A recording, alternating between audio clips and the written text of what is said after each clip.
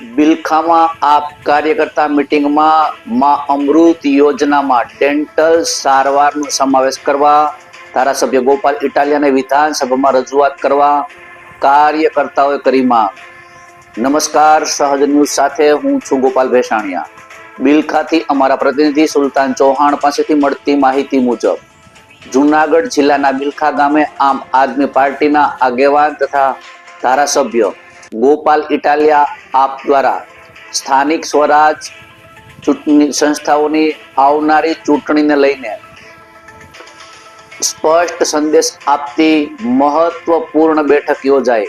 બેઠકમાં જિલ્લા પંચાયત સીટ હેઠળ આવતા ગામડાઓના કાર્યકર્તાઓને સીધી અને સ્પષ્ટ ભાષામાં ચેતવણી આપવામાં આવી હતી કે સંગઠનમાં શિસ્ત અને એકતા નહીં હોય તો જીત અશક્ય છે। બેઠક દરમિયાન સ્થાનિક લોકોના ગંભીર પ્રશ્નો રજૂ થયા, જેમાં ખાસ કરીને વીજળી વિભાગ, ખેડૂતો પર થતા અન્યાય, હેરાનગતિ, બિલખા ગામમાં વર્ષોથી અધૂરી ગટર લાઇન, ખરાબ હાલતમાં રોડ રસ્તાઓ તેમજ માં અમૃત યોજનામાં ડેન્ટલ સારવારનો સમાવેશ ન થવાથી ગરીબ અને મધ્યમ વર્ગ પર પડતો બોજ જેવા મુદ્દાઓ પર અસંતોષ વ્યક્ત થયો હતો। ધારાસભ્ય ગોપાલ ઇટાલિયાએ આ તમામ પ્રશ્નો બાબતે જવાબદાર તંત્ર સામે લડત આપવાની ખાતરી આપી હતી, પરંતુ બેઠકનો સૌથી મહત્વનો મુદ્દો આવનારી તાલુકા પંચાયત અને જિલ્લા પંચાયતની ચૂંટણી હતી। ગોપાલ ઇટાલિયાએ કહ્યું કે ટિકિટ માટે જૂથબાજી, આંતરિક ખેંચતાણ અને સ્વાર્થભરી રાજનીતિ ન કરવા વિનંતી કરી હતી અને કહ્યું કે પાર્ટી જે ઉમેદવારને ટિકિટ આપે તેને જીતાડવાની જવાબદારી દરેક કાર્યકર્તાની છે અને તેમાં કોઈ બહાનું ચાલે નહીં।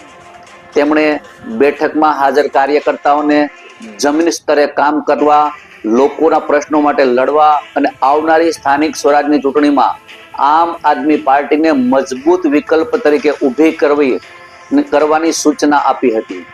આ બેઠક પરથી સ્પષ્ટ થયું છે કે બિલખા સહિત સમગ્ર જૂનાગઢ જિલ્લામાં આમ આદમી પાર્ટી હવે ચૂંટણીને હલકા મૂડમાં લેવા માંગતી નથી। સંગઠનને શિસ્તબદ્ધ અને લડાકુ બનાવવાનો સંકલ્પ લઈ ચૂકી છે। રિપોર્ટર સુલતાન ચૌહાણ, સહજ ન્યૂઝ, બિલખા। સાહેબ, આજે બિલખામાંથી આપને જે મા અમૃતમ કાર્ડ યોજનાની અંદર ડેન્ટિસ્ટનો પ્રશ્ન સમાવેશ કરવાની રજૂઆત કરી છે જનતા માટે, તો આપ એ બાબતે શું કહો? આજે અમારા વિસાવદર, ભેસાણ અને જુનાગઢ ગ્રામ્ય મત વિસ્તારમાં સમાવેશ પામતા બિલખા ગામમાં અમારા કાર્યકર્તાઓ સાથે સંવાદ મીટિંગ હતી, કામકાજ બાબતે, આગળની રણનીતિ બાબતે, અને એમાં ઘણા બધા વિષયો અમારા કાર્યકર્તાઓએ, આગેવાનોએ ધ્યાને મૂક્યા છે।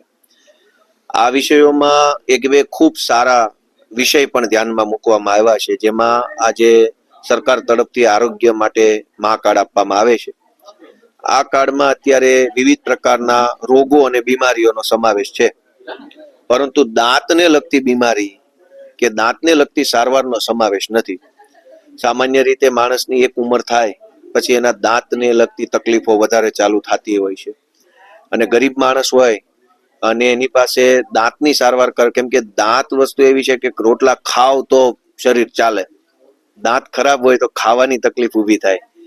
એટલે દાંતની સારવાર પણ બહુ મહત્વની સારવાર છે, અને આ સારવારનો મા કાર્ડમાં કે સરકારના બીજા કોઈ કાર્ડમાં સમાવેશ થાય એવી રજૂઆત અમારા કાર્યકર્તાએ કરી છે। એટલે આવો સારો વિચાર આવ્યો છે, બહુ મોટી બાબત છે, અને આ બાબતે હું પણ સરકારમાં મારા લેવલે જ્યાં ધ્યાન દોરવાનું થશે ત્યાં પત્ર વ્યવહારથી કે વિધાનસભામાં પણ જાણ કરીશ, અને ગુજરાતના સિનિયર સિટીઝનોને ખાસ કરીને મા કાર્ડ હેઠળ આંખો અને દાંતની સારવાર મળે એવું કંઈક થાય તો હજારો ગરીબ વડીલોના આશીર્વાદ મળે એવું છે।